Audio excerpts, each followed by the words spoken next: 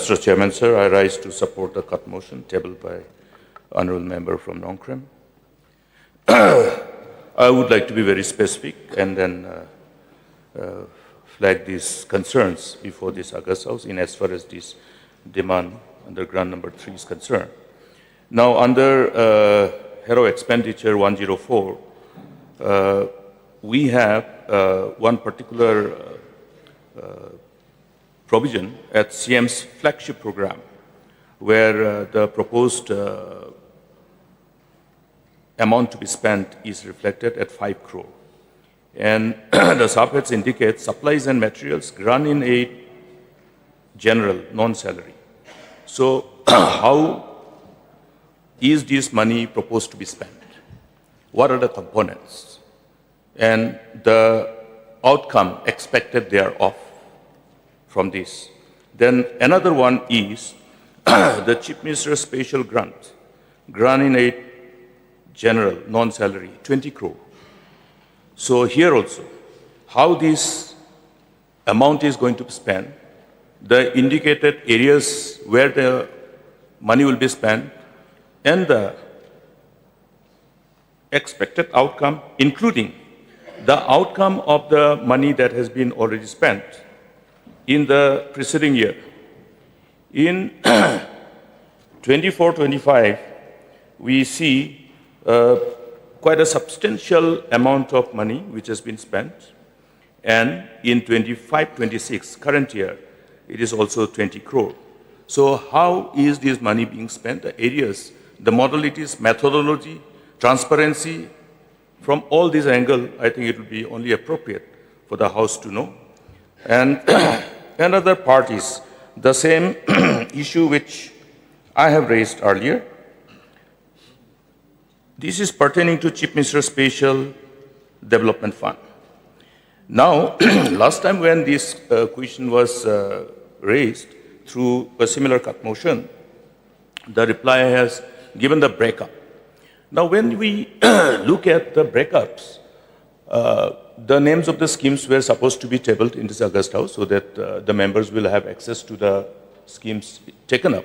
It will be appropriate for us because we have to understand that every intervention where infusion of money from public exchequer is proposed before this August House, then the priority area, the developmental gaps, how the developmental gaps have been perceived and understood so that this kind of fund which is provided as a discretionary fund, it is being utilized as more like a discretionary grant.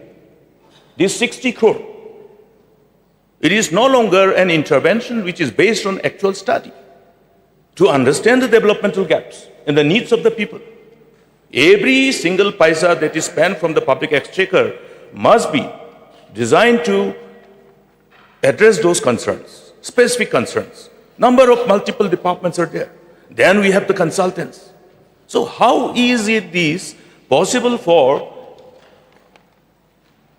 any member of the August House, when vested with responsibility of implementing programs, to really understand, the priority of developmental requirement across different sectors? Because in this case of Chief Minister's Special Development Fund, it was designed to create that kind of enabling environment wherever there are developmental gaps brought before the Chief Minister by the members and other people, then it is subjected to a certain amount of scrutiny. Now, the process may take longer, but where is the mechanism to check and balance, to ensure that there is no duplication, and to ensure that every single penny spent under this proposed amount actually have that intent which require the government's focus and priority on areas where you have developmental gaps, and the resultant outcome which is expected, which will amplify all other developmental initiatives. So I think it will be in the fitness of things that these amounts are whatever is proposed to be passed. 60 crore is not a small amount, so also 20 crore is not small amount. And these type of schemes do have the tendency to skip the scrutiny of the House. to skip the scrutiny of the members, to skip the scrutiny of the public. Therefore, I would like that the Honorable Chief Minister gives a complete clarity and how this 60 crore, which is for Chief Minister's Special Development Fund, at the time of implementation, how the methodology adopted by the government will enable him to understand that any proposal that is coming up from MLS or NGO categories can be examined in right earnest to justify the demand. It's like more like an impromptu sanction.